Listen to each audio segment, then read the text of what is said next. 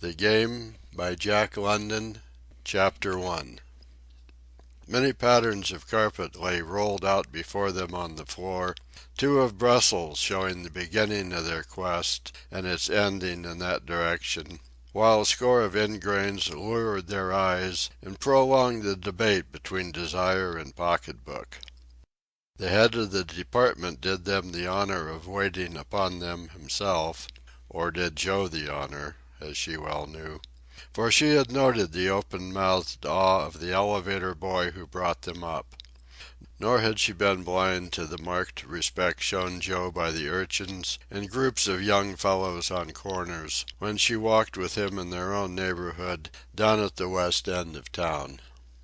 But the head of the department was called away to the telephone, and in her mind the splendid promise of the carpets and the irk of the pocketbook were thrust aside by a greater doubt and anxiety. "But I don't see what you find to like in it, Joe," she said softly, the note of insistence in her words betraying recent and unsatisfactory discussion. For a fleeting moment a shadow darkened his boyish face, to be replaced by the glow of tenderness. He was only a boy, as she was only a girl, two young things on the threshold of life, house-renting and buying carpets together. "What's the good of worrying?" he questioned. "It's the last go, the very last." He smiled at her, but she saw on his lips the unconscious and all but breathed sigh of renunciation, and with the instinctive monopoly of a woman for her mate, she feared this thing she did not understand, and which gripped his life so strongly. "You know the go with O'Neill cleared the last payment on mother's house," he went on, "and that's off my mind. Now this last with Ponta will give me $100 in the bank. An even hundred, that's the purse, for you and me to start on, a nest egg." She disregarded the money appeal. "But you like it, this game, you call it. Why?" He lacked speech expression. He expressed himself with his hands, at his work, and with his body and the play of his muscles in the squared ring, but to tell with his own lips the charm of the squared ring was beyond him. Yet he essayed, haltingly at first, to express what he felt and analyzed when playing the game at the supreme summit of existence. "All I know, Genevieve, is that you feel good in the ring when you've got the man where you want him, when he's had a punch up both sleeves waiting for you and you've never given him an opening to land 'em, when you've landed your own little punch and he's going groggy and holding on, and the referee's dragging 'em off so's you can go in and finish 'em, and all the house is shouting and tearing itself loose, and you know you're the best man, and that you played 'em fair and won out because you're the best man. I tell you—" He ceased brokenly, alarmed by his own volubility, and by Genevieve's look of alarm. As he talked she had watched his face while fear dawned in her own. As he described the moment of moments to her, on his inward vision were lined the tottering man, the lights, the shouting house, and he swept out and away from her on this tide of life that was beyond her comprehension, menacing, irresistible, making her love pitiful and weak. The Joe she knew receded, faded, became lost. The fresh boyish face was gone, the tenderness of the eyes, the sweetness of the mouth with its curves and pictured corners. It was a man's face she saw, a face of steel, tense and immobile, a mouth of steel, the lips like the jaws of a trap, eyes of steel, dilated, intent, and the light in them and the glitter were the light and glitter of steel. The face of a man, and she had known only his boy face. This face she did not know at all. And yet, while it frightened her, she was vaguely stirred with pride in him. His masculinity, the masculinity of the fighting male, made its inevitable appeal to her, a female, molded by all her heredity to seek out the strong man for mate, and to lean against the wall of his strength. She did not understand this force of his being that rose mightier than her love and laid its compulsion upon him, and yet, In her woman's heart she was aware of the sweet pang which told her that for her sake, for love's own sake, he had surrendered to her, abandoned all that portion of his life, and with this one last fight would never fight again. "Mrs. Silverstein doesn't like prize fighting," she said. "She's down on it, and she knows something, too." He smiled indulgently, concealing a hurt, not altogether new, at her persistent inappreciation of this side of his nature and life in which he took the greatest pride. It was to him power and achievement, earned by his own effort and hard work, and in the moment when he had offered himself and all that he was to Genevieve, it was this, and this alone, that he was proudly conscious of laying at her feet. It was the merit of work performed, a guerdon of manhood finer and greater than any other man could offer, and it had been to him his justification and right to possess her. And she had not understood it then as she did not understand it now, and he might well have wondered what else she found in him to make him worthy. "Mrs. Silverstein is a dub and a softy and a knocker," he said good-humoredly. "What's she know about such things, anyway? I tell you it is good, and healthy, too." This last is an afterthought. "Look at me. I tell you I have to live clean to be in condition like this. I live cleaner than she does, or her old man, or anybody you know. Baths, rub-downs, exercise, regular hours, good food, and no making a pig of myself, no drinking, no smoking, nothing that'll hurt me. Why, I live cleaner than you, Genevieve." "Honest, I do," he hastened to add at sight of her shocked face. "I don't mean water and soap, but look there." His hand closed reverently but firmly on her arm. "Soft, you're all soft, all over. Not like mine. Here, feel this." He pressed the ends of her fingers into his hard arm muscles until she winced from the hurt. "Hard all over, just like that," he went on. "Now that's what I call clean. Every bit of flesh and blood and muscle is clean right down to the bones, and they're clean too. No soap and water only on the skin, but clean all the way in. I tell you it feels clean. It knows it's clean itself. When I wake up in the morning and go to work, every drop of blood and bit of meat is shouting right out that it is clean. Oh, I tell you." He paused with swift awkwardness, again confounded by his unwonted flow of speech. Never in his life had he been stirred to such utterance, and never in his life had there been cause to be so stirred. For it was the game that had been questioned, its verity and worth, the game itself, the biggest thing in the world, or what had been the biggest thing in the world, until that chance afternoon and that chance purchase in Silverstein's candy store, when Genevieve loomed suddenly colossal in his life, overshadowing all other things. He was beginning to see, though vaguely, the sharp conflict between woman and career, between a man's work in the world and woman's need of the man. But he was not capable of generalization. He saw only the antagonism between the concrete, flesh-and-blood Genevieve and the great, abstract, living game. Each resented the other, each claimed him. He was torn with the strife, and yet drifted helpless on the currents of their contention.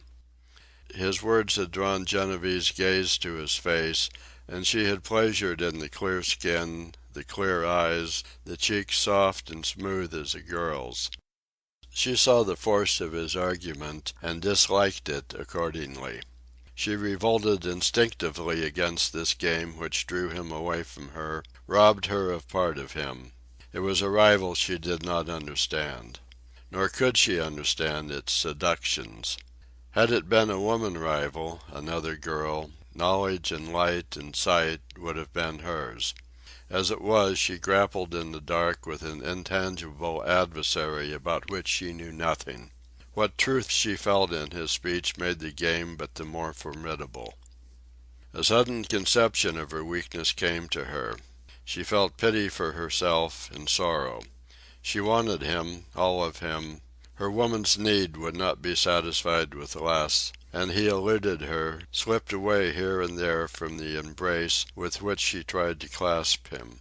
Tears swam into her eyes and her lips trembled, turning defeat into victory, routing the all-potent game with the strength of her weakness. "Don't, Genevieve, don't," the boy pleaded, all contrition, though he was confused and dazed. To his masculine mind there was nothing relevant about her breakdown, yet all else was forgotten at the sight of her tears. She smiled forgiveness through her wet eyes, and though he knew nothing for which to be forgiven, he melted utterly. His hand went out impulsively to hers, but she avoided the clasp by a sort of bodily stiffening and chill, the while the eyes smiled still more gloriously. "Here comes Mr. Clausen," she said at the same time, by some transforming alchemy of woman, presenting to the newcomer eyes that showed no hint of moistness. "Think I was never comin' back, Joe?" queried the head of the department, a pink and white-faced man whose austere side whiskers were belayed by the genial little eyes. "Now let me see. Yes, we were discussing ingrains," he continued briskly. "That tasty little pattern there catches your eye, don't it now, eh? Yes, I know all about it. I set up housekeeping when I was getting 14 a week. But nothing's too good for the little nest, eh? Of course I know, and it's only 7 cents more, and the dearest is the cheapest, I say. Tell you what I'll do, Joe," this with a burst of philanthropic impulsiveness and a confidential lowering of voice, "seein's it's you, and I wouldn't do it for anybody else, I'll reduce it to 5 cents. Only," here his voice became impressively solemn, "only you mustn't ever tell how much you really did pay." "Sewed, lined, and laid, of course that's included," he said, after Joe and Genevieve had conferred together and announced their decision. "And the little nest, eh? When do you spread your wings and fly away? Tomorrow? So soon? Beautiful, beautiful." He rolled his eyes ecstatically for a moment, then beamed upon them with a fatherly air. Joe had replied sturdily enough, and Genevieve had blushed prettily, but both felt that it was not exactly proper. Not alone because of the privacy and holiness of the subject, but because of what might have been prudery in the middle class, but which in them was the modesty and reticence found in individuals of the working class when they strive after clean living and morality. Mr. Clausen accompanied them to the elevator, all smiles, patronage, and beneficence, while the clerks turned their heads to follow Joe's retreating figure. "And tonight, Joe?" Mr. Clausen asked anxiously as they waited at the shaft. "How do you feel? Think you'll do him?" "Sure," Joe answered. "Never felt better in my life." "You feel all right, eh? Good, good. You see, I was just a-wonderin', you know, ha! Going to get married and the rest, thought you might be a bit unstrung, eh, a trifle? Nerves just a bit off, you know. Know how getting married is, myself. But you're all right, eh? Of course you are. No use asking you that. Ha! Well, good luck, my boy. I know you'll win. Never had the least doubt, of course. Of course." "And good-bye, Miss Pritchard," he said to Genevieve, gallantly handing her into the elevator. "Hope you call often. We'll be charmed, charmed, I assure you." "Everybody calls you Joe," she said reproachfully as the car dropped downward. "Why don't they call you Mr. Fleming? That's no more than proper." But he was staring moodily at the elevator boy and did not seem to hear. "What's the matter, Joe?" she asked, with a tenderness the power of which to thrill him she knew full well. "Oh, nothing," he said. "I was only thinking and wishing." "Wishing what?" Her voice was seduction itself, and her eyes would have melted stronger than he, though they failed in calling his up to them. Then, deliberately, his eyes lifted to hers. "I was wishing you could see me fight just once." She made a gesture of disgust and his face fell.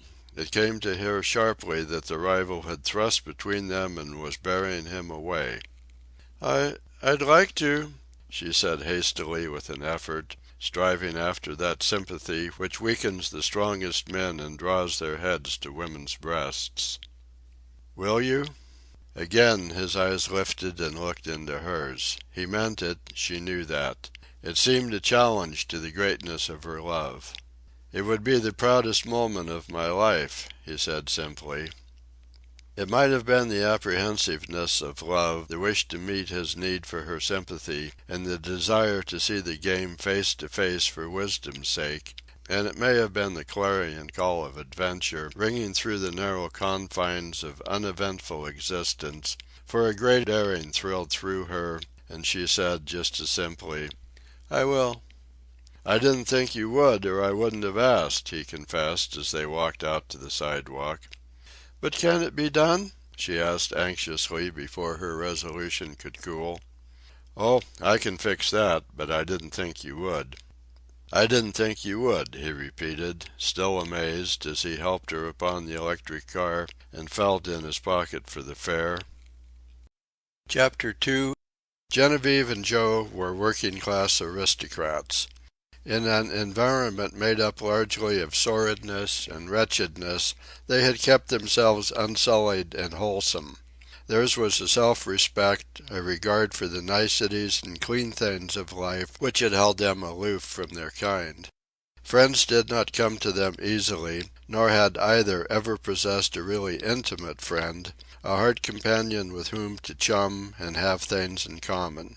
The social instinct was strong in them, yet they had remained lonely because they could not satisfy that instinct and at the same time satisfy their desire for cleanness and decency. If ever a girl of the working class had led the sheltered life, it was Genevieve. In the midst of roughness and brutality, she had shunned all that was rough and brutal. She saw but what she chose to see, and she chose always to see the best, avoiding coarseness and uncouthness without effort, as a matter of instinct. To begin with, she had been peculiarly unexposed. An only child, with an invalid mother upon whom she attended, she had not joined in the street games and frolics of the children of the neighborhood. Her father, a mild-tempered, narrow-chested, anemic little clerk, domestic because of his inherent disability to mix with men, had done his full share towards giving the home an atmosphere of sweetness and tenderness. An orphan at 12, Genevieve had gone straight from her father's funeral to live with the Silversteins in their rooms above the candy store, and here, sheltered by the kindly aliens, she earned her keep and clothes by waiting on the shop. Being Gentile, she was especially necessary to the Silversteins, who would not run the business themselves when the day of their Sabbath came round. And here, in the uneventful little shop, 6 maturing years had slipped by. Her acquaintances were few. She had elected to have no girl chum for the reason that no satisfactory girl had appeared. Nor did she choose to walk with the young fellows of the neighborhood, as was the custom of girls from their 15th year. That stuck-up doll-face was the way the girls of the neighborhood described her, and though she earned their enmity by her beauty and aloofness, she none the less commanded their respect. Peaches and Cream she was called by the young men, though softly and amongst themselves, for they were afraid of arousing the ire of the other girls, while they stood in awe of Genevieve, in a dimly religious way, as a something mysteriously beautiful and unapproachable. For she was indeed beautiful. Springing from a long line of American descent, she was one of those wonderful working-class blooms which occasionally appear, defying all precedent of forebears and environment, apparently without cause or explanation. She was a beauty in color, the blood spraying her white skin so deliciously as to earn for her the apt description "peaches and cream." She was a beauty in the regularity of her features, and, if for no other reason, she was a beauty in the mere delicacy of the lines on which she was molded. Quiet, low-voiced, stately, and dignified, she somehow had the knack of dress, and but befitted her beauty and dignity with anything she put on. Withal, she was surely feminine, tender and soft and clinging, with the smouldering passion of the mate and the motherliness of the woman. But this side of her nature had lain dormant through the years, waiting for the mate to appear. Then Joe came into Silverstein's shop one hot Saturday afternoon to cool himself with ice cream soda. She had not noticed his entrance, being busy with one other customer, an urchin of 6 or 7, who gravely analyzed his desires before the showcase wherein truly generous and marvelous candy creations reposed under a cardboard announcement, 5 for 5 cents. She had heard ice cream soda, please, and had herself asked, "What flavor?" without seeing his face. For that matter, it was not a custom of hers to notice young men. There was something about them she did not understand. The way they looked at her made her uncomfortable, she knew not why, while there was an uncouthness and roughness about them that did not please her. As yet, her imagination had been untouched by man. The young fellows she had seen held no lure for her, had been without meaning to her. In short, had she been asked to give one reason for the existence of men on earth, she would have been nonplussed for a reply. As she emptied the measure of ice cream into the glass, her casual glance rested on Joe's face, and she experienced on the instant a pleasant feeling of satisfaction. The next instant his eyes were upon her face, her eyes had dropped, and she was turning away toward the soda fountain. But at the fountain, filling the glass, she was impelled to look at him again, but for no more than an instant, for this time she found his eyes already upon her, waiting to meet hers, while on his face was a frankness of interest that caused her quickly to look away. That such pleasingness would reside for her in any man astonished her. What a pretty boy, she thought to herself, innocently and instinctively trying to ward off the power to hold and draw her that lay behind the mere prettiness. Besides, he isn't pretty, she thought, as she placed the glass before him, received the silver dime in payment, and for the third time looked into his eyes. Her vocabulary was limited, and she knew little of the worth of words, but the strong masculinity of his boy's face told her that the term was inappropriate. He must be handsome, then, was her next thought, as she again dropped her eyes before his. But all good-looking men were called handsome, and that term, too, displeased her. But whatever it was, he was good to see, and she was irritably aware of a desire to look at him again and again. As for Joe, he had never seen anything like this girl across the counter. While he was wiser in natural philosophy than she, and could have given immediately the reason for woman's existence on the earth, nevertheless woman had no part in his cosmos. His imagination was as untouched by woman as the girl's was by man. But his imagination was touched now, and the woman was Genevieve. He had never dreamed a girl could be so beautiful, and he could not keep his eyes from her face. Yet every time he looked at her, and her eyes met his, he felt painful embarrassment, and would have looked away had not her eyes dropped so quickly. But when, at last, she slowly lifted her eyes and held their gaze steadily, it was his own eyes that dropped, his own cheek that mantled red. She was much less embarrassed than he, while she betrayed her embarrassment not at all. She was aware of a flutter within, such as she had never known before, but in no way did it disturb her outward serenity.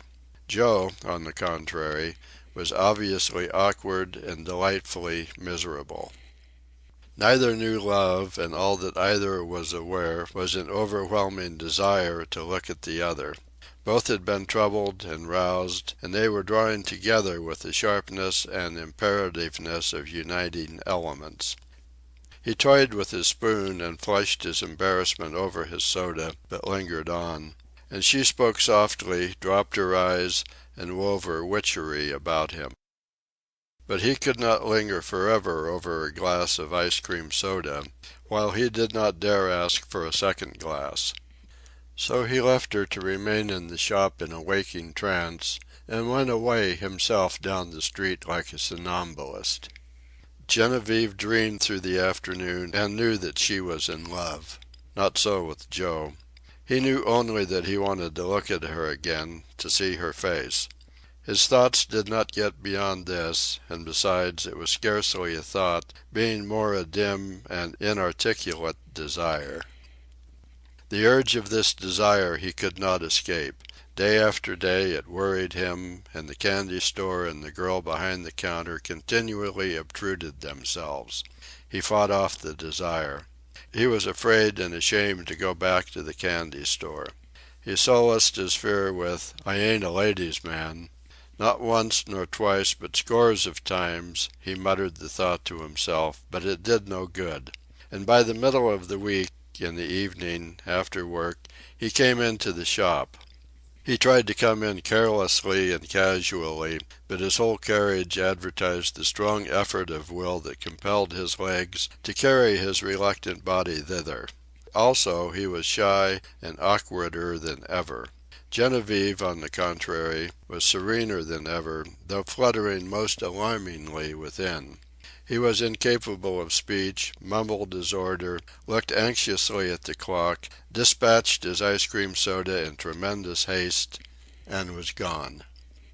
She was ready to weep with vexation.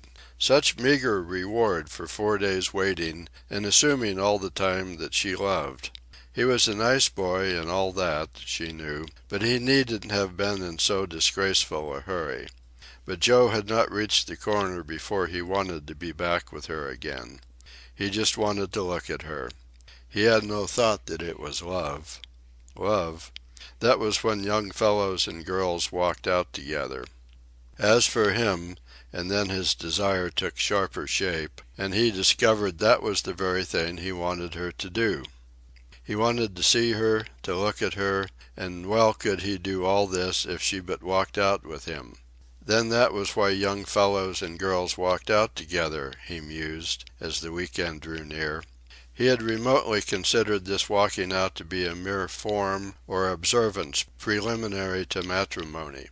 Now he saw the deeper wisdom in it, wanted it himself, and concluded therefrom that he was in love. Both were now of the same mind, and there could be but the one ending, and it was the mild 9 days' wonder of Genevieve's neighborhood when she and Joe walked out together. Both were blessed with an avarice of speech, and because of it their courtship was a long one. As he expressed himself in action, she expressed herself in repose and control, and by the love light in her eyes. Though this latter she would have suppressed in all maiden modesty had she been conscious of the speech her heart printed so plainly there. Dear and darling were too terribly intimate for them to achieve quickly, and unlike most mating couples, they did not overwork the love words.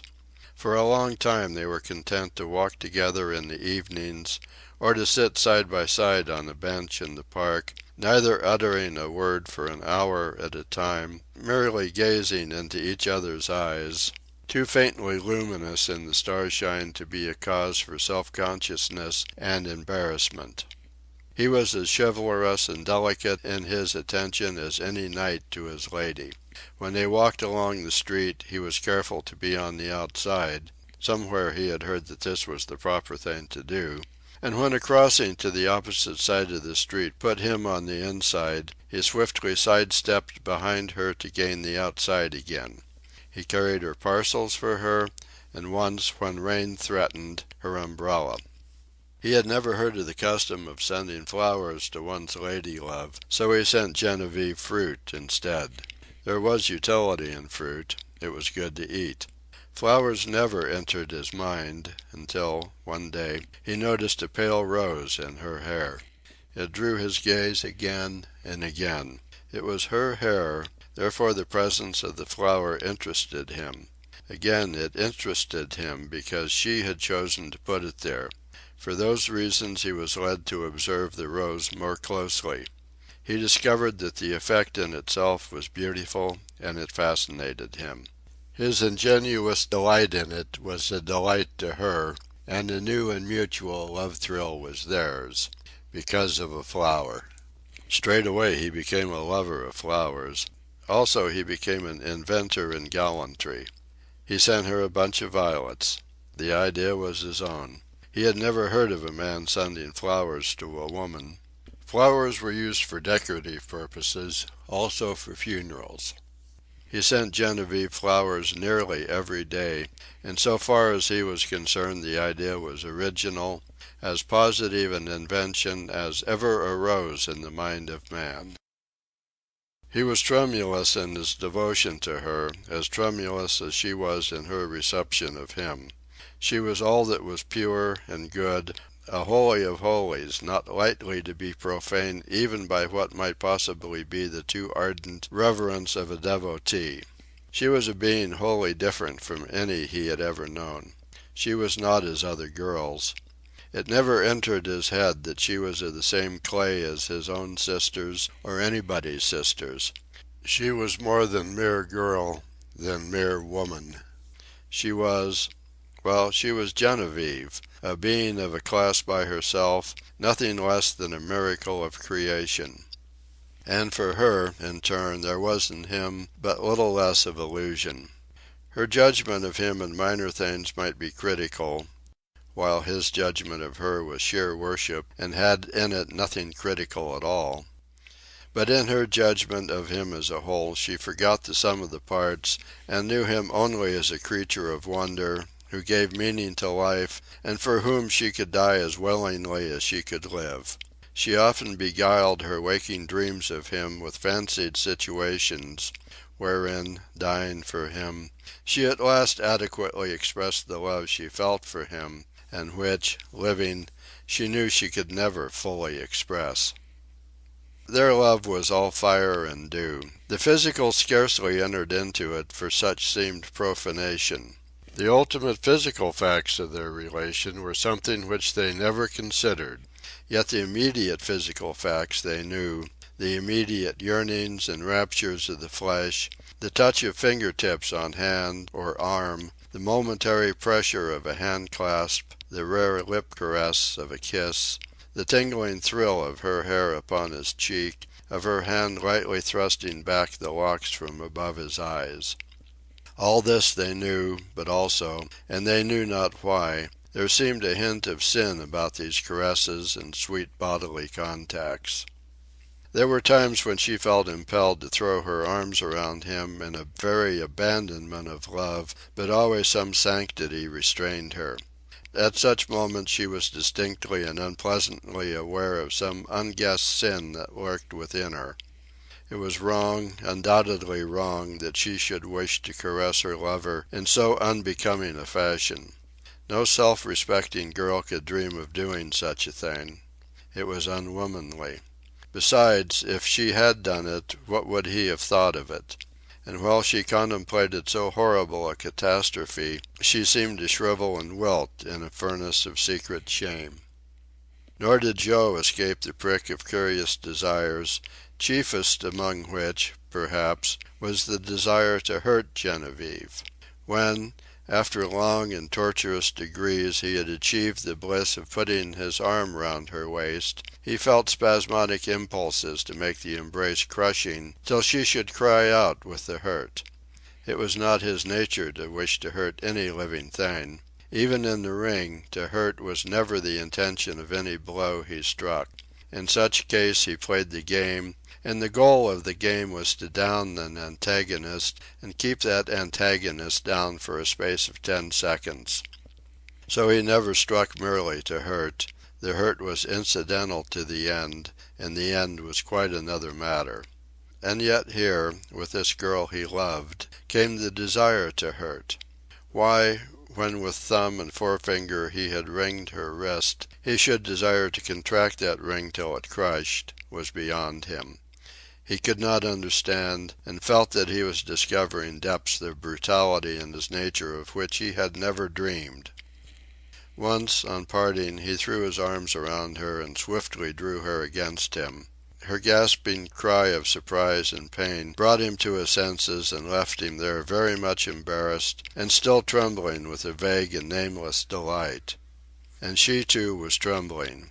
In the hurt itself, which was the essence of the vigorous embrace, she had found delight, and again she knew sin, though she knew not its nature nor why it should be sin. Came the day, very early in their walking out, when Silverstein chanced upon Joe in his store and stared at him with saucer eyes. Came likewise the scene, after Joe had departed, when the maternal feelings of Mrs. Silverstein found vent in a diatribe against all prize-fighters and against Joe Fleming in particular. Vainly had Silverstein striven to stay the spouse's wrath. There was need for her wrath. All the maternal feelings were hers, but none of the maternal rights. Genevieve was aware only of the diatribe. She knew a flood of abuse was pouring from the lips of the Jewess, but she was too stunned to hear the details of the abuse. Joe, her Joe, was Joe Fleming, the prize-fighter. It was abhorrent, impossible, too grotesque to be believable. Her clear-eyed, girl-cheeked Joe might be anything but a prize-fighter. She had never seen one, but he in no way resembled her conception of what a prize-fighter must be, the human brute with tiger eyes and a streak for a forehead. Of course she had heard of Joe Fleming, who in West Oakland had not, but that there should be anything more than a coincidence of names had never crossed her mind. She came out of her daze to hear Mrs. Silverstein's hysterical sneer, "Keepin' company vid a bruiser." Next Silverstein and his wife fell to differing on noted and notorious as applicable to her lover. "But he iss a good boy," Silverstein was contending. "He make der money, and he safe der money." "You tell me dat!" Mrs. Silverstein screamed. "Vat you know? You know too much. You spend good money on der prize fighters. How you know? Tell me dat! How you know?" "I know vat I know," Silverstein held on sturdily, a thing Genevieve had never before seen him do when his wife was in her tantrums. "His fader die he go to work in Hanson's sail loft. He haf 6 brothers and sisters younger as he is. He is der little fader. He work hard all der time. He buy der bread and der meat and pay der rent. On Saturday night he bring home $10. Den Hansen give him $12. What he do? He is der little fader, he bring it home to der mother. He work all der time, he get $20. What he do? He bring it home. Der little brothers and sisters go to school, wear good clothes, haf better bread and meat, der mother live fat, there is joy in der eye, and she is proud of her good boy Joe. But he haf der beautiful body. Ach, God, der beautiful body. Stronger as der ox, kvicker as der tiger cat, der head cooler as der ice box, der eyes vat see everything, kvick, just like dat. He put on der gloves vit the boys at Hansen's loft. He put on der gloves vit the boys at der warehouse. He go before der club, he knock out der spider, kvick, one punch, just like dat, der first time. Der purse is $5, what he do? He bring it home to der mother. He go many times before der clubs, he get many purses, $10, $50, $100. What he do? Tell me dat. Quit der job at Hansen's? Haf der good time vit der boys? No, he is der good boy. He work every day. He fight at night before der clubs. He say, "What for I pay der rent, Silverstein?" To me, Silverstein, he say dat. Nefer mind what I say, but he buy der good house for der mother. All der time he work at Hansen and fight before der clubs to pay for der house. He buy der piano for der sisters, der carpets, der pictures on der wall. And he is all der time straight. He bet on himself, dat is der good sign. When der man bets on himself, dat is der time you bet too. Here Mrs. Silverstein groaned her horror of gambling, and her husband, aware that his eloquence had betrayed him, collapsed into voluble assurances that he was ahead of the game. And all because of Joe Fleming, he concluded. I back him every time to win. But Genevieve and Joe were preeminently mated, and nothing, not even this terrible discovery, could keep them apart. In vain Genevieve tried to steel herself against him, but she fought herself, not him. To her surprise she discovered 1,000 excuses for him, found him lovable as ever, and she entered into his life to be his destiny and to control him after the way of women. She saw his future and hers through glowing vistas of reform, and her first great deed was when she wrung from him his promise to cease fighting. And he, after the way of men, pursuing the dream of love and striving for possession of the precious and deathless object of desire, had yielded. And yet, in the very moment of promising her, he knew vaguely, deep down, that he could never abandon the game, that somewhere, sometime in the future he must go back to it. And he had had a swift vision of his mother and brothers and sisters, their multitudinous wants, the house with its painting and repairing, its street assessments and taxes, and of the coming of children to him and Genevieve, and of his own daily wage in the sailmaking loft. But the next moment the vision was dismissed, as such warnings are always dismissed, and he saw before him only Genevieve, and he knew only his hunger for her and the call of his being to her, and he accepted calmly her calm assumption of his life and actions. He was 20, she was 18, boy and girl, the pair of them, and made for progeny, healthy and normal, with steady blood pounding through their bodies, and wherever they went together, even on Sunday outings across the bay, amongst people who did not know him, eyes were continually drawn to them. He matched her girl's beauty with his boy's beauty, her grace with his strength, her delicacy of line and fiber with the harsher vigor and muscle of the male. Frank-faced, fresh-colored, almost ingenuous in expression, eyes blue and wide apart, he drew and held the gaze of more than one woman far above him in the social scale. Of such glances and dim maternal promptings he was quite unconscious, though Genevieve was quick to see and understand, and she knew each time the pang of a fierce joy in that he was hers and that she held him in the hollow of her hand. He did see, however, and rather resented, the men's glances drawn by her. These too she saw and understood, as he did not dream of understanding. Chapter 3. Genevieve slipped on a pair of Joe's shoes, light-soled and dapper, and laughed with Lottie, who stooped to turn up the trousers for her. Lottie was his sister, and in the secret.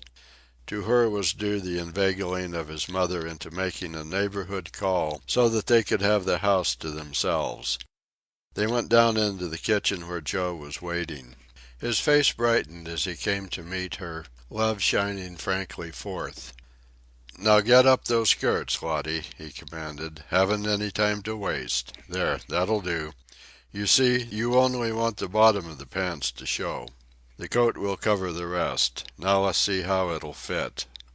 "Borrowed it from Chris. He's a dead sporty sport, little, but oh my," he went on, helping Genevieve into an overcoat which fell to her heels, and which fitted her as a tailor-made overcoat should fit the man for whom it is made.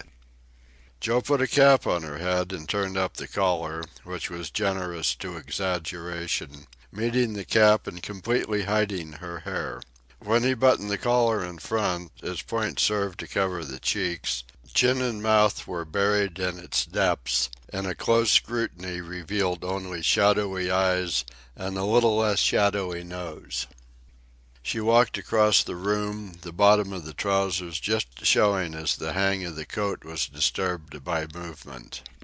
"A sport with a cold and afraid of catching more, all right, the boy laughed, proudly surveying his handiwork. "How much money you got? I'm laying 10 to 6. Will you take the short end?" "Who's short?" she asked. "Ponta, of course." Lottie blurted out her hurt, as though there could be any question of it even for an instant. "Of course," Genevieve said sweetly. "Only I don't know much about such things." This time Lottie kept her lips together, but the new hurt showed on her face. Joe looked at his watch and said it was time to go. His sister's arms went about his neck, and she kissed him soundly on the lips. She kissed Genevieve, too, and saw them to the gate, one arm of her brother about her waist. "What does 10 to 6 mean?" Genevieve asked, the while their footfalls rang out on the frosty air. "That I'm the long end, the favorite," he answered. "That a man bets $10 at the ringside that I win, against $6 another man is betting that I lose." "But if you're the favorite and everybody thinks you'll win, how does anybody bet against you?" "That's what makes prize fighting. Difference of opinion," he laughed. "Besides, there's always the chance of a lucky punch, an accident. Lots of chance," he said gravely. She shrank against him clingingly and protectingly, and he laughed with surety. "You wait and you'll see. And don't get scared at the start. The first few rounds'll be something fierce. That's Ponta's strong point. He's a wild man, with all kinds of punches, a whirlwind, and he gets his man in the first rounds. He's put away a whole lot of cleverer and better men than him.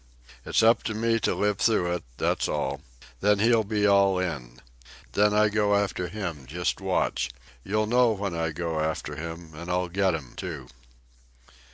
They came to the hall, on a dark street corner, ostensibly the quarters of an athletic club, but in reality an institution designed for pulling off fights and keeping within the police ordinance. Joe drew away from her, and they walked apart to the entrance. "Keep your hands in your pockets, whatever you do," Joe warned her, "and it'll be all right. Only a couple of minutes of it." "He's with me," Joe said to the doorkeeper, who was talking with a policeman. Both men greeted him familiarly, taking no notice of his companion. "They never tumbled, nobody'll tumble," Joe assured her as they climbed the stairs to the second story. "And even if they did, they wouldn't know who it was, and they'll keep it mum for me. Here, come in here." He whisked her into a little office-like room and left her seated on a dusty, broken-bottomed chair. A few minutes later he was back again, clad in a long bathrobe, canvas shoes on his feet. She began to tremble against him, and his arm passed gently around her. "It'll be all right, Genevieve," he said encouragingly. "I've got it all fixed. Nobody'll tumble." "It's you, Joe," she said. "I don't care for myself. It's you." "Don't care for yourself? But that's what I thought you were afraid of." He looked at her in amazement, the wonder of woman bursting upon him in a more transcendent glory than ever, and he had seen much of the wonder of woman in Genevieve. He was speechless for a moment, then stammered: You mean me, and you don't care what people think? Or anything? Or anything?" A sharp double knock at the door and a sharper "Get a move on yourself, Joe," brought him back to immediate things. "Quick, one last kiss, Genevieve," he whispered, almost holily. "It's my last fight, and I'll fight as never before with you looking at me." The next she knew, the pressure of his lips still warm on hers, she was in a group of jostling young fellows, none of whom seemed to take the slightest notice of her. Several had their coats off and their shirt sleeves rolled up. They entered the hall from the rear, still keeping the casual formation of the group, and moved slowly up a side aisle. It was a crowded, ill-lighted hall, barn-like in its proportions, and the smoke-laden air gave a particular distortion to everything.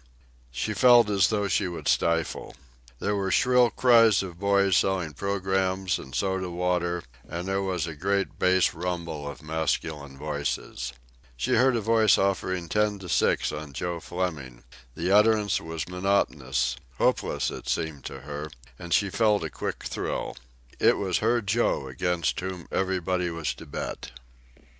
And she felt other thrills. Her blood was touched, as by fire, with romance, adventure, the unknown, the mysterious, the terrible, as she penetrated this hall of men where women came not. And there were other thrills. It was the only time in her life she had dared the rash thing. For the first time she was overstepping the bounds laid down by that harshest of tyrants, the Mrs. Grundy of the working class. She felt fear, and for herself, though the moment before she had been thinking only of Joe. Before she knew it, the front of the hall had been reached, and she had gone up half a dozen steps into a small dressing room. This was crowded to suffocation by men who played the game, she concluded, in one capacity or another, and here she lost Joe. But before the real personal fright could soundly clutch her, one of the young fellows said gruffly, "Come along with me, you." And as she wedged out at his heels, she noticed that another one of the escorts was following her. They came upon a sort of stage which accommodated 3 rows of men, and she caught her first glimpse of the squared ring. She was on a level with it, and so near that she could have reached out and touched its ropes. She noticed that it was covered with padded canvas. Beyond the ring, and on either side, as in a fog, she could see the crowded house. The dressing room she had left abutted upon one corner of the ring. Squeezing her way after her guide through the seated men, she crossed the end of the hall and entered a similar dressing room at the other corner of the ring. "Now don't make a noise, and stay here till I come for you," instructed her guide, pointing out a peephole arrangement in the wall of the room. Chapter 4. She hurried to the peephole and found herself against the ring. She could see the whole of it, though part of the audience was shut off. The ring was well lighted by an overhead cluster of patent gas burners. The front row of men she had squeezed past, because of their paper and pencils. She decided to be reporters from the local papers uptown. One of them was chewing gum. Behind them, on the other 2 rows of seats, she could make out firemen from the nearby engine house and several policemen in uniform. In the middle of the front row, flanked by the reporters, sat the young chief of police. She was startled by catching sight of Mr. Clausen on the opposite side of the ring. There he sat, austere, side-whiskered, pink and white, close up against the front of the ring. Several seats farther on, in the same front row, she discovered Silverstein, his weazened features glowing with anticipation.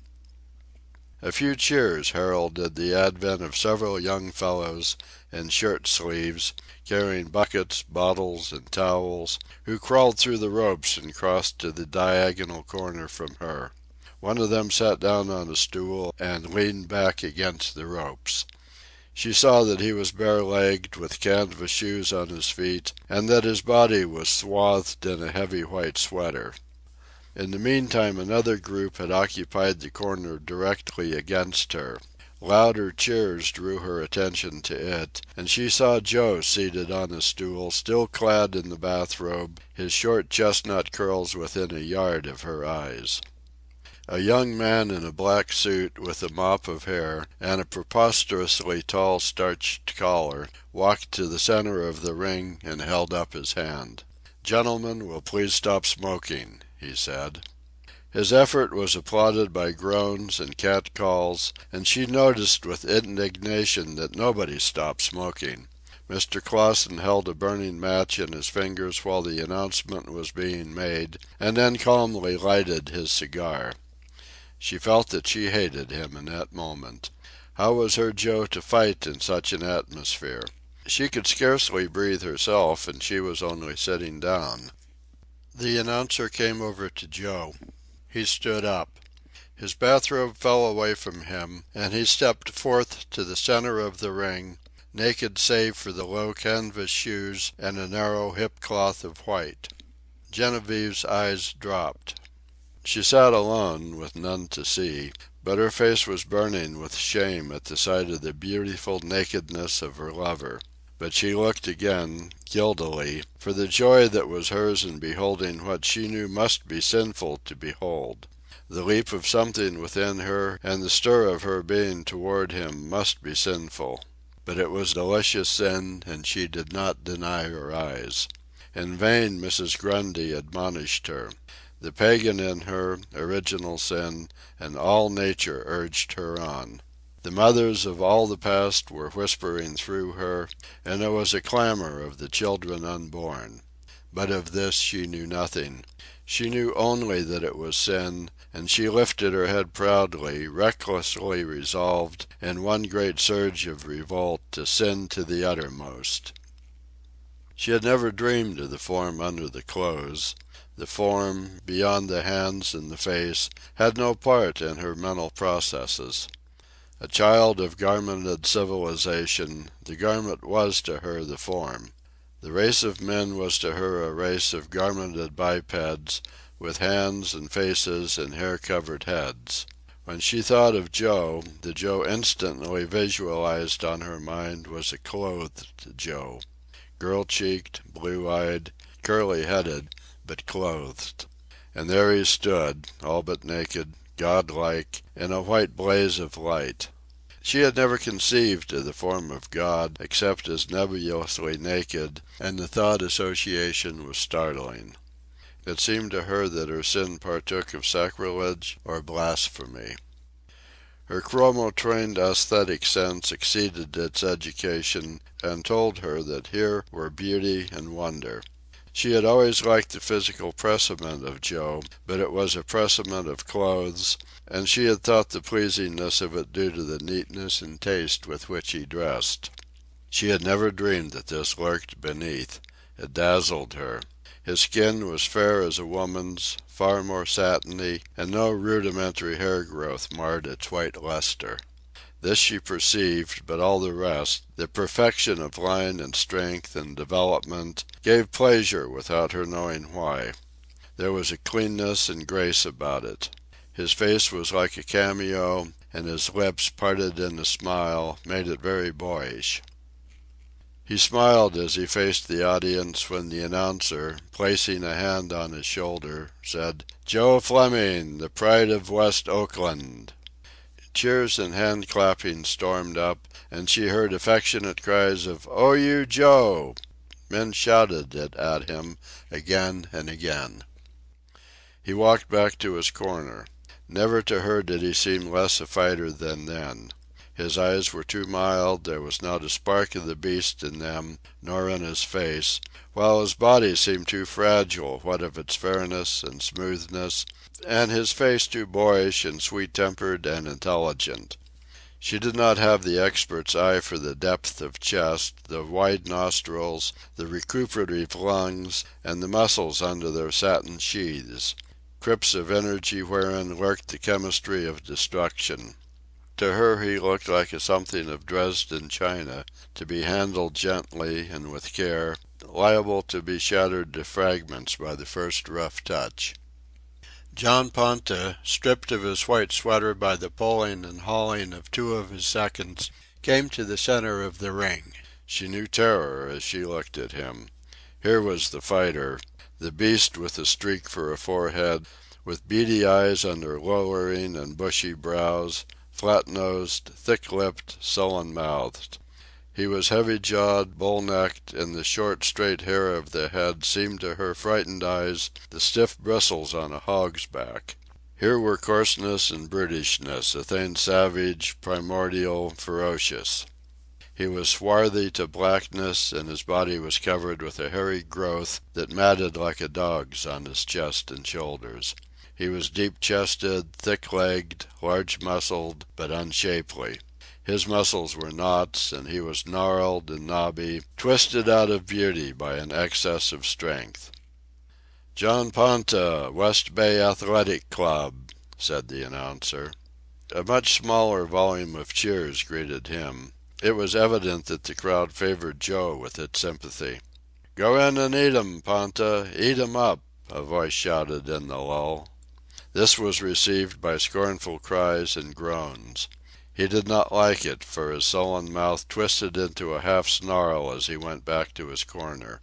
He was too decidedly an atavism to draw the crowd's admiration. Instinctively the crowd disliked him. He was an animal, lacking in intelligence and spirit, a menace and a thing of fear, as the tiger and the snakes are menaces and things of fear, better behind the bars of a cage than running free in the open. And he felt that the crowd had no relish for him. He was like an animal in the circle of its enemies, and he turned and glared at them with malignant eyes. Little Silverstein, shouting out Joe's name with high glee, shrank away from Ponta's gaze, shriveled as in fierce heat, the sound gurgling and dying in his throat. Genevieve saw the little byplay, and as Ponta's eyes slowly swept round the circle of their hate and met hers, she, too, shriveled and shrank back. The next moment they were past, pausing to center long on Joe. It seemed to her that Ponta was working himself into a rage. Joe returned the gaze with mild boy's eyes, but his face grew serious. The announcer escorted a third man to the center of the ring, a genial-faced young fellow in shirt-sleeves. "Eddie Jones, who will referee this contest," said the announcer. "Oh, you Eddie!" men shouted in the midst of applause, and it was apparent to Genevieve that he too was well beloved. Both men were being helped into the gloves by their seconds, and one of Ponta's seconds came over and examined the gloves before they went on Joe's hands. The referee called them to the center of the ring. The seconds followed, and they made quite a group, Joe and Ponta facing each other, the referee in the middle, the seconds leaning with hands on one another's shoulders, their heads craned forward. The referee was talking, and all listened attentively. The group broke up. Again the announcer came to the front. "Joe Fleming fights at 128, he said. "John Ponta at 140. They will fight as long as one hand is free and take care of themselves in the breakaway. The audience must remember that a decision must be given. There are no draws fought before this club." He crawled through the ropes and dropped from the ring to the floor. There was a scuttling in the corners as the seconds cleared out through the ropes, taking with them the stools and buckets. Only remained in the ring the two fighters and the referee. A gong sounded. The two men advanced rapidly to the center. Their right hands extended and for a fraction of a second met in a perfunctory shake. Then Ponta lashed out savagely right and left, and Joe escaped by springing back. Like a projectile, Ponta hurled himself after him and upon him. The fight was on. Genevieve clutched one hand to her breast and watched. She was bewildered by the swiftness and savagery of Ponta's assault and by the multitude of blows he struck. She felt that Joe was surely being destroyed. At times she could not see his face, so obscured was it by the flying gloves. But she could hear the resounding blows, and with the sound of each blow she felt a sickening sensation in the pit of her stomach. She did not know that what she heard was the impact of glove on glove, or glove on shoulder, and that no damage was being done.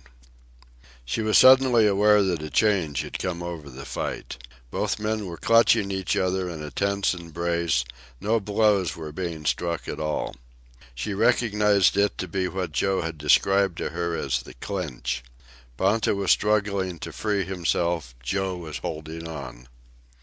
The referee shouted "Break!" Joe made an effort to get away, but Ponta got one hand free and Joe rushed back into a second clinch to escape the blow. But this time, she noticed, the heel of his glove was pressed against Ponta's mouth and chin, and at the second "break" of the referee, Joe shoved his opponent's head back and sprang clear himself. For a brief several seconds she had an unobstructed view of her lover. Left foot a trifle advanced, knees slightly bent, he was crouching, with his head drawn well down between his shoulders and shielded by them. His hands were in position before him, ready either to attack or defend. The muscles of his body were tense, and as he moved about she could see them bunch up and writhe and crawl like live things under the white skin. But again Ponta was upon him and he was struggling to live. He crouched a bit more, drew his body more compactly together, and covered up with his hands, elbows, and forearms. Blows rained upon him, and it looked to her as if he were being beaten to death. but he was receiving the blows on his gloves and shoulders, rocking back and forth to the force of them like a tree in a storm, while the house cheered its delight. It was not until she understood this applause, and saw Silverstein half out of his seat and intensely, madly happy, and heard the "Oh, you Joes" from many throats, that she realized that instead of being cruelly punished he was acquitting himself well. Then he would emerge for a moment, again to be enveloped and hidden in the whirlwind of Ponta's ferocity. Chapter 5. The gong sounded. It seemed that they had been fighting for half an hour, though from what Joe had told her she knew it had been only 3 minutes. With the crash of the gong Joe's seconds were through the ropes and running him into his corner for the blessed minute of rest. One man, squatting on the floor between his outstretched feet and elevating them by resting them on his knees, was violently chafing his legs. Joe sat on the stool, leaning far back into the corner, head thrown back and arms outstretched on the ropes to give easy expansion to the chest. With wide-open mouth he was breathing the towel-driven air furnished by 2 of the seconds, while listening to the counsel of still another second who talked with low voice in his ear and at the same time sponged off his face, shoulders, and chest. Hardly had all this been accomplished, it had taken no more than several seconds, when the gong sounded, the second scuttled through the ropes with her paraphernalia, and Joe and Ponta were advancing against each other to the center of the ring. Genevieve had no idea that a minute could be so short. For a moment she felt that this rest had been cut, and was suspicious of she knew not what. Ponta lashed out right and left, savagely as ever, and though Joe blocked the blows, such was the force of them that he was knocked backward several steps. Ponta was after him with the spring of a tiger. In the involuntary effort to maintain equilibrium, Joe had uncovered himself, flinging one arm out and lifting his head from beneath the sheltering shoulders. So swiftly had Ponta followed him that a terrible swinging blow was coming at his unguarded jaw. He ducked forward and down, Ponta's fist just missing the back of his head. As he came back to the perpendicular, Ponta's left fist drove at him in a straight punch that would have knocked him backward through the ropes. Again, and with a swiftness an inappreciable fraction of time quicker than Ponta's, he ducked forward. Ponta's fist grazed the backward slope of the shoulder and glanced off into the air. Ponta's right drove straight out, and the graze was repeated as Joe ducked into the safety of a clinch. Genevieve sighed with relief, her tense body relaxing and a faintness coming over her. The crowd was cheering madly. Silverstein was on his feet, shouting, gesticulating, completely out of himself. And even Mr. Clausen was yelling his enthusiasm, at the top of his lungs, into the ear of his nearest neighbor. The clinch was broken and the fight went on. Joe blocked and backed and slid around the ring, avoiding blows and living somehow through the whirlwind onslaughts. Rarely did he strike blows himself, for Ponta had a quick eye and could defend as well as attack, while Joe had no chance against the other's enormous vitality. His hope lay in that Ponta himself should ultimately consume his strength. But Genevieve was beginning to wonder why her lover did not fight. She grew angry. She wanted to see him wreak vengeance on this beast that had persecuted him so. Even as she waxed impatient, the chance came, and Joe whipped his fist to Ponta's mouth. It was a staggering blow. She saw Ponta's head go back with a jerk, and the quick dye of blood upon his lips. The blow, and the great shout from the audience, angered him. He rushed like a wild man. The fury of his previous assaults was as nothing compared with the fury of this one. And there was no more opportunity for another blow. Joe was too busy living through the storm he had already caused, blocking, covering up, and ducking into the safety and respite of the clinches. But the clinch was not all safety and respite. Every instant of it was intense watchfulness, while the breakaway was still more dangerous. Genevieve had noticed, with a slight touch of amusement, the curious way in which Joe snuggled his body in against Ponta's in the clinches, but she had not realized why until, in one such clinch, before the snuggling in could be effected, Ponta's fist whipped straight up in the air from under and missed Joe's chin by a hair's breadth. In another and later clinch, when she had already relaxed and sighed her relief at seeing him safely snuggled, Ponta, his chin over Joe's shoulder, lifted his right arm and struck a terrible downward blow on the small of the back. The crowd groaned its apprehension, while Joe quickly locked his opponent's arms to prevent a repetition of the blow. The gong struck, and after the fleeting minute of rest they went at it again. In Joe's corner, for Ponta had made a rush to meet him clear across the ring. Where the blow had been over the kidneys, the white skin had become bright red. This splash of color, the size of the glove, fascinated and frightened Genevieve so that she could scarcely take her eyes from it. Promptly, in the next clinch, the blow was repeated, but after that Joe usually managed to give Ponta the heel of the glove on the mouth and so hold his head back. This prevented the striking of the blow, but 3 times more, before the round ended, Ponta effected the trick, each time striking the same vulnerable part. Another rest and another round went by with no further damage to Joe and no diminution of strength on the part of Ponta. But in the beginning of the 5th round, Joe, caught in the corner, made as if to duck into a clinch. Just before it was effected, and at the precise moment that Ponta was ready with his own body to receive the snuggling in of Joe's body, Joe drew back slightly and drove with his fists at his opponent's unprotected stomach. Lightning-like blows they were, 4 of them, right and left, and heavy they were, for Ponta winced away from them and staggered back, half dropping his arms, his shoulders drooping forward and in, as though he were about to double in at the waist and collapse.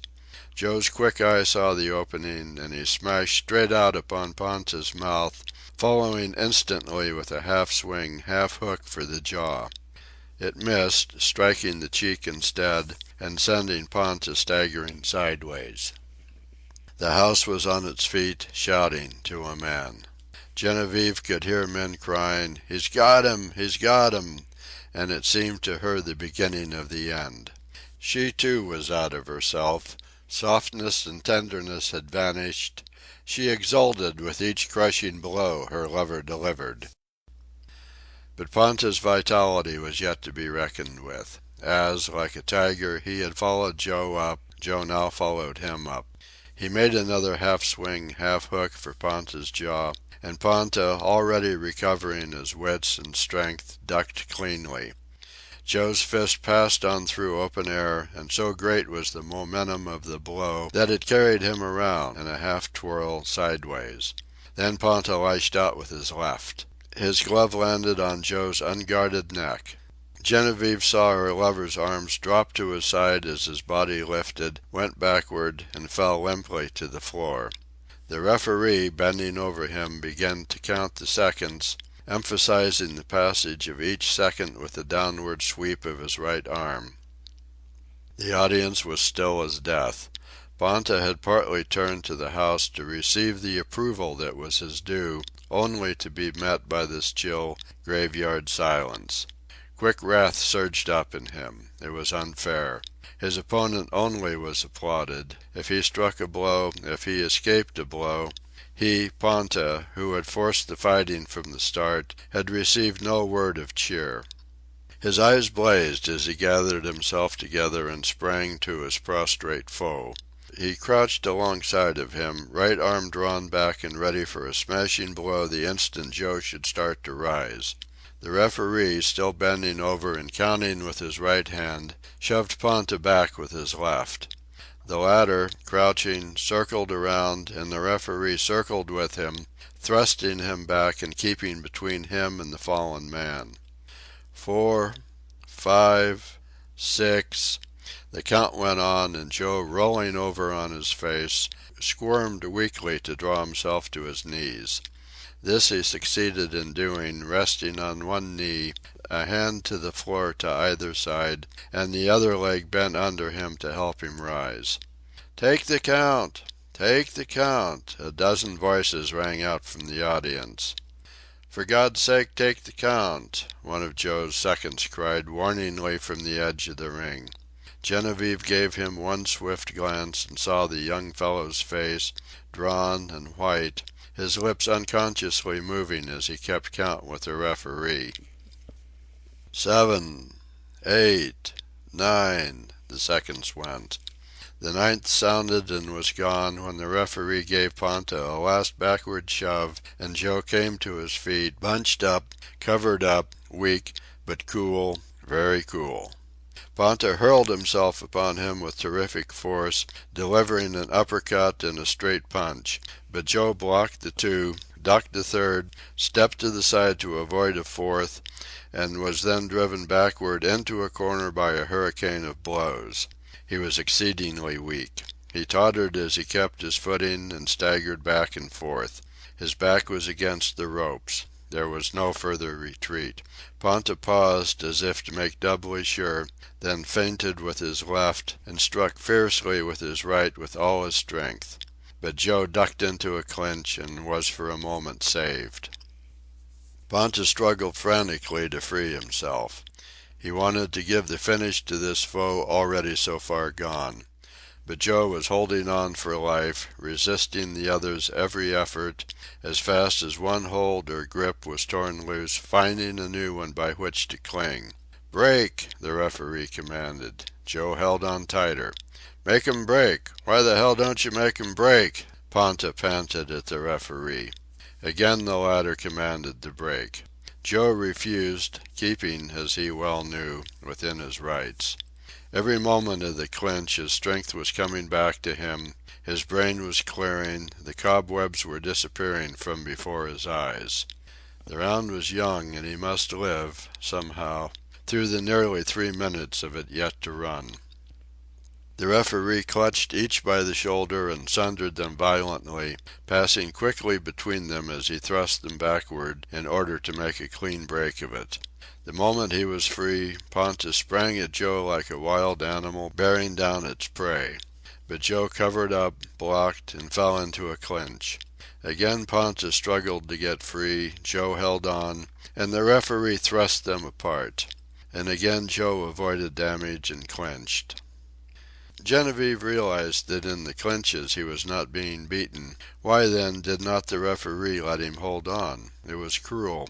She hated the genial-faced Eddie Jones in those moments, and she partially rose from her chair, her hands clenched with anger, the nails cutting into the palms till they hurt. The rest of the round, the 3 long minutes of it, was a succession of clinches and breaks. Not once did Ponta succeed in striking his opponent the deadly final blow. And Ponta was like a madman, raging because of his impotency in the face of his helpless and all but vanquished foe. One blow, only one blow, and he could not deliver it. Joe's ring experience and coolness saved him. With shaken consciousness and trembling body, he clutched and held on, while the ebbing life turned and flooded up in him again. Once, in his passion, unable to hit him, Ponta made as though to lift him up and hurl him to the floor. "Vy don't you bite him?" Silverstein taunted shrilly. In the stillness, the sally was heard over the whole house, and the audience, relieved of its anxiety for its favorite, laughed with an uproariousness that had in it the note of hysteria.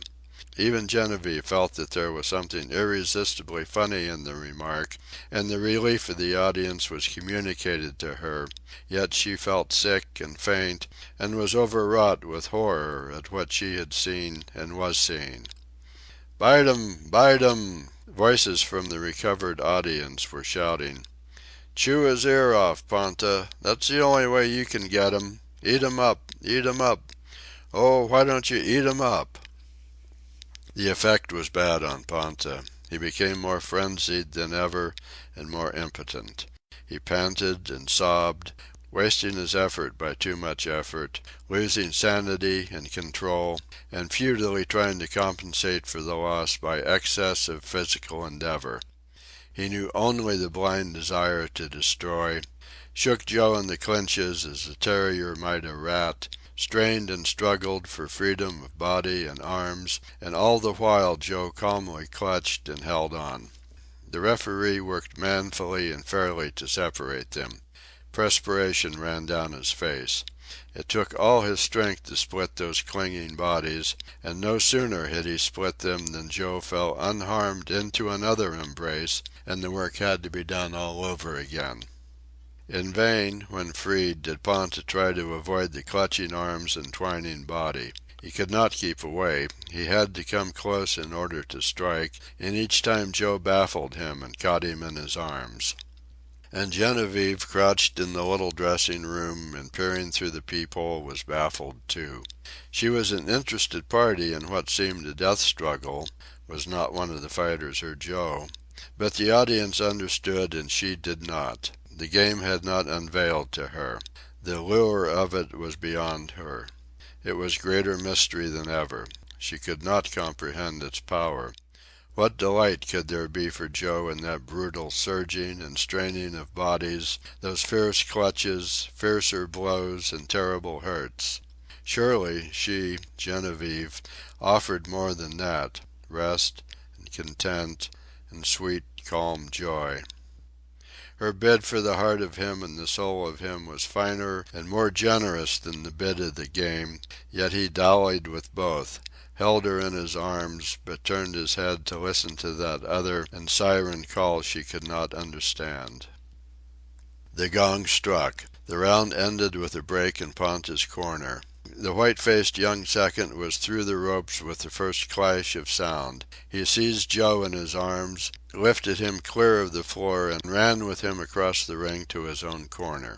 His seconds worked over him fiercely, chafing his legs, slapping his abdomen, stretching the hip cloth out with their fingers so that he might breathe more easily. For the first time Genevieve saw the stomach breathing of a man, an abdomen that rose and fell far more with every breath than her breast rose and fell after she had run for a car. The pungency of ammonia bit her nostrils, wafted to her from the soaked sponge wherefrom he breathed the fiery fumes that cleared his brain. He gargled his mouth and throat, took a suck at the divided lemon, and all the while the towels worked like mad, driving oxygen into his lungs to purge the pounding blood and send it back revivified for the struggle yet to come. His heated body was sponged with water, doused with it, and bottles were turned mouth downward on his head. Chapter 6. The gong for the sixth round struck and both men advanced to meet each other, their bodies glistening with water. Ponta rushed two-thirds of the way across the ring, so intent was he on getting at his man before full recovery could be effected.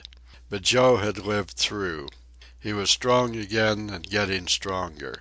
He blocked several vicious blows and then smashed back, sending Ponta reeling.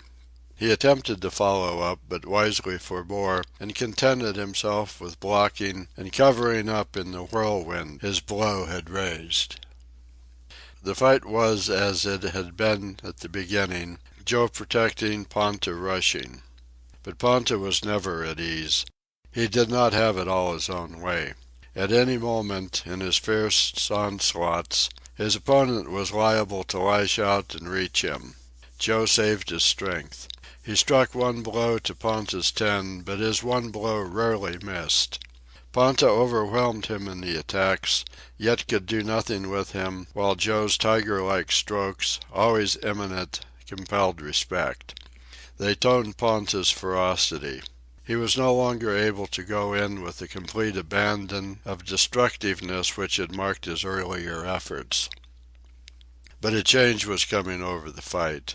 The audience was quick to note it, and even Genevieve saw it by the beginning of the 9th round. Joe was taking the offensive. In the clinches it was he who brought his fist down on the small of the back, striking the terrible kidney blow. He did it once, in each clinch, but with all his strength, and he did it every clinch.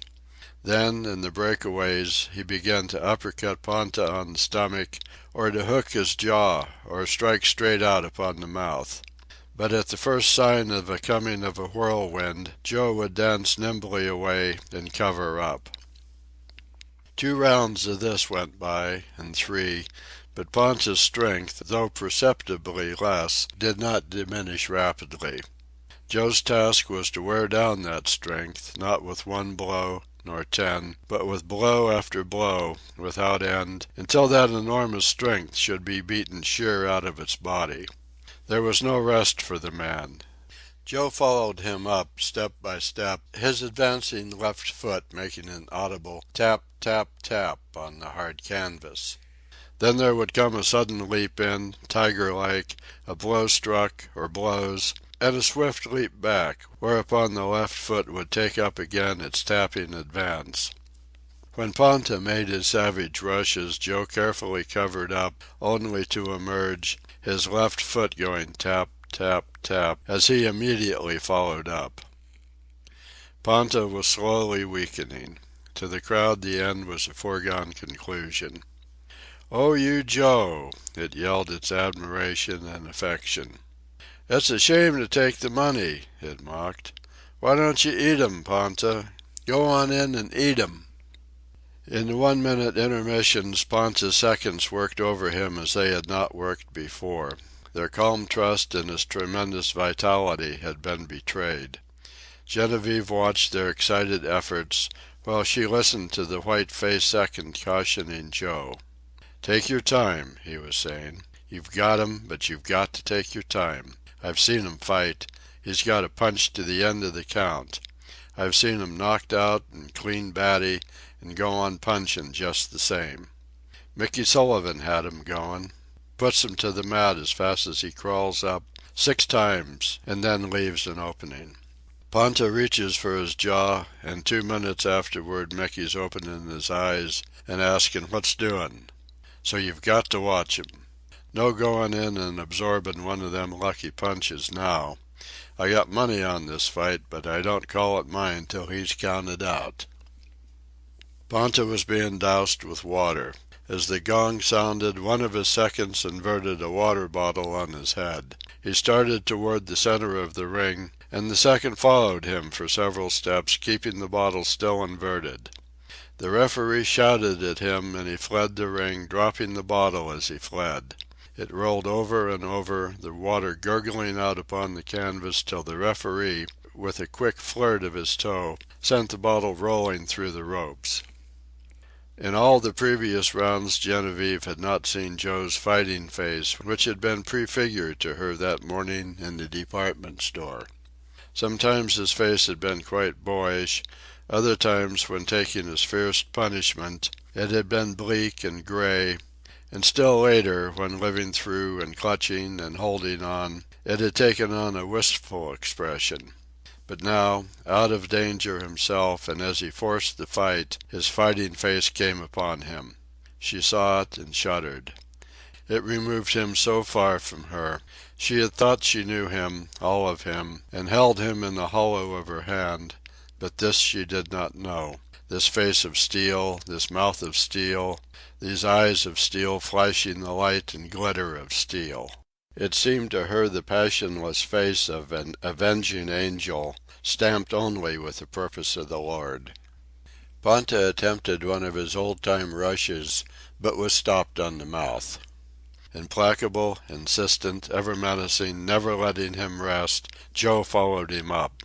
The round, the 13th, closed with a rush in Ponta's corner. He attempted a rally, was brought to his knees, took the 9 seconds count, and then tried to clinch into safety, only to receive 4 of Joe's terrible stomach punches, so that with the gong he fell back gasping into the arms of his seconds. Joe ran across the ring to his own corner. "Now I'm going to get him," he said to his second. "You sure fixed him that time," the latter answered. "Nothing to stop you now but a lucky punch. Watch out for it." Joe leaned forward, feet gathered under him for a spring, like a foot racer waiting the start. He was waiting for the gong. When it sounded, he shot forward and across the ring, catching Ponta in the midst of his seconds as he rose from his stool. And in the midst of his seconds he went down, knocked down by a right-hand blow. As he arose from the confusion of buckets, stools, and seconds, Joe put him down again, and yet a third time he went down before he could escape from his own corner. Joe had at last become the whirlwind. Genevieve remembered his "Just watch, you'll know when I go after him." The house knew it, too. It was on its feet, every voice raised in a fierce yell. It was the blood cry of the crowd, and it sounded to her like what she imagined must be the howling of wolves. And what with confidence in her lover's victory, she found room in her heart to pity Ponta.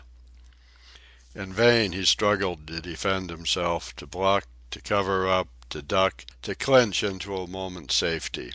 That moment was denied him. Knockdown after knockdown was his portion. He was knocked to the canvas backwards and sideways, was punched in the clinches and in the breakaways, stiff, jolty blows that dazed his brain and drove the strength from his muscles. He was knocked into the corners and out again, against the ropes, rebounding, and with another blow against the ropes once more. He fanned the air with his arms, showering savage blows upon emptiness. There was nothing human left in him. He was the beast incarnate, roaring and raging and being destroyed. He was smashed down to his knees, but refused to take the count, staggering to his feet only to be met stiff-handed on the mouth and sent hurling back against the ropes. In sore travail, gasping, reeling, panting, with glazing eyes and sobbing breath, grotesque and heroic, fighting to the last, striving to get at his antagonist, he surged and was driven about the ring. And in that moment Joe's foot slipped on the wet canvas. Ponta's swimming eyes saw and knew the chance. All the fleeting strength of his body gathered itself together for the lightning lucky punch. Even as Joe slipped, the other smote him, fairly on the point of the chin. He went over backward. Genevieve saw his muscles relax while he was yet in the air, and she heard the thud of his head on the canvas. The noise of the yelling house died suddenly. The referee, stooping over the inert body, was counting the seconds. Ponta tottered and fell to his knees. He struggled to his feet, swaying back and forth as he tried to sweep the audience with his hatred. His legs were trembling and bending under him. He was choking and sobbing, fighting to breathe. He reeled backward and saved himself from falling by a blind clutching for the ropes. He clung there, drooping and bending and giving in all his body, his head upon his chest, until the referee counted the fatal 10th second and pointed to him in token that he had won. He received no applause, and he squirmed through the ropes, snake-like, into the arms of his seconds, who helped him to the floor and supported him down the aisle into the crowd. Joe remained where he had fallen. His seconds carried him into his corner and placed him on the stool. Men began climbing into the ring, curious to see, but were roughly shoved out by the policemen, who were already there. Genevieve looked on from her peephole. She was not greatly perturbed. Her lover had been knocked out. In so far as disappointment was his, she shared it with him, but that was all. She even felt glad in a way. The game had played him false, and he was more surely hers. She had heard of knockouts from him. It often took men some time to recover from the effects. It was not until she heard the seconds asking for the doctor that she felt really worried. They passed his limp body through the ropes to the stage, and it disappeared beyond the limits of her peephole. Then the door of her dressing room was thrust open, and a number of men came in. They were carrying Joe. He was laid down on the dusty floor, his head resting on the knee of one of the seconds. No one seemed surprised by her presence. She came over and knelt beside him. His eyes were closed, his lips slightly parted. His wet hair was plastered in straight locks about his face. She lifted one of his hands. It was very heavy, and the lifelessness of it shocked her. She looked suddenly at the faces of the seconds and of the men about her.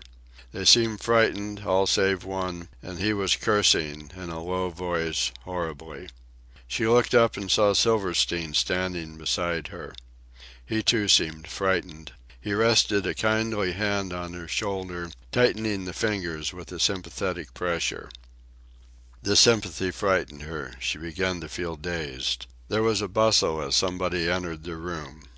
The person came forward, proclaiming irritably, "Get out! Get out! You've got to clear the room."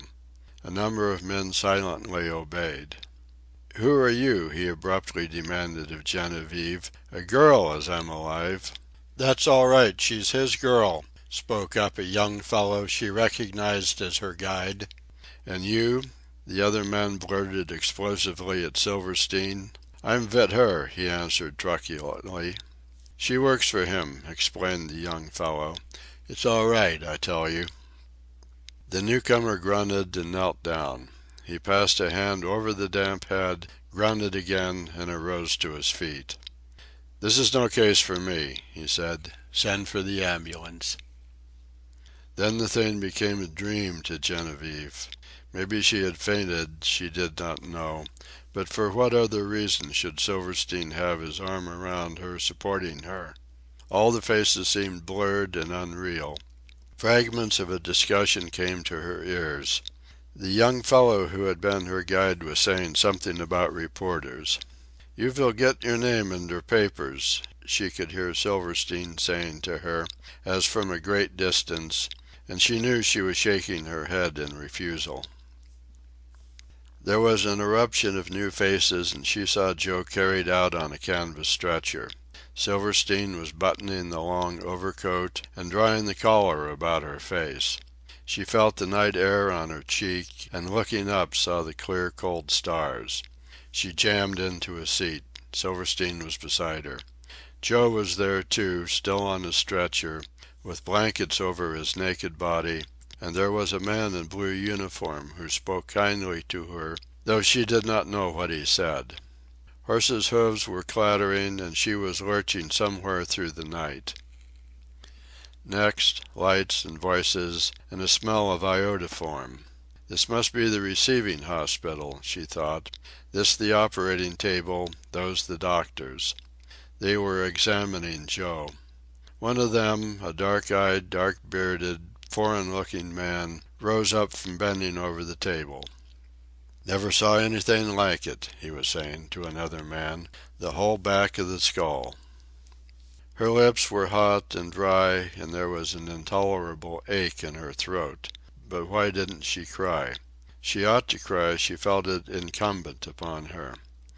There was Lottie, there had been another change in the dream, across the little narrow cot from her, and she was crying. Someone was saying something about the coma of death. It was not the foreign-looking doctor, but somebody else. It did not matter who it was. What time was it? As if in answer she saw the faint white light of dawn on the windows. "I was going to be married today," she said to Lottie.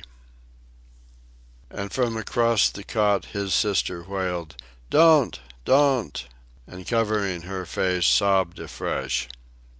This then was the end of it all, of the carpets and furniture and the little rented house, of the meetings and walking out, the thrilling nights of starshine, the deliciousness of surrender, the loving and the being loved. She was stunned by the awful facts of this game she did not understand, the grip it laid on men's souls, its irony and faithlessness, its risks and hazards and fierce insurgencies of the blood, making woman pitiful, not the be-all and end-all of man, but his toy and his pastime, to woman his mothering and caretaking, his moods and his moments, but to the game his days and nights of striving, the tribute of his head and hand, his most patient toil and wildest efforts, all the strain and the stress of his being, to the game, his heart's desire. Silverstein was helping her to her feet. She obeyed blindly, the daze of the dream still on her. His hand grasped her arm, and he was turning her toward the door. "Oh, why don't you kiss him?" Lottie cried out, her dark eyes mournful and passionate. Genevieve stooped obediently over the quiet clay and pressed her lips to the lips yet warm. The door opened and she passed into another room. There stood Mrs. Silverstein with angry eyes that snapped vindictively at the sight of her boy's clothes. Silverstein looked beseechingly at his spouse, but she burst forth savagely. "Vat did I tell you, eh? Vat did I tell you? You vould haf a bruiser for your study, and now your name vill be in all der papers, at a prize fight, vit boys' clothes on. You little strumpet, you hussy, you—" But a flood of tears welled into her eyes and voice, and with her fat arms outstretched, ungainly, ludicrous, holy with motherhood, she tottered over to the quiet girl and folded her to her breast. She muttered, gasping, inarticulate love words, rocking slowly to and fro the while, and patting Genevieve's shoulder with her ponderous hand. End of the game by Jack London.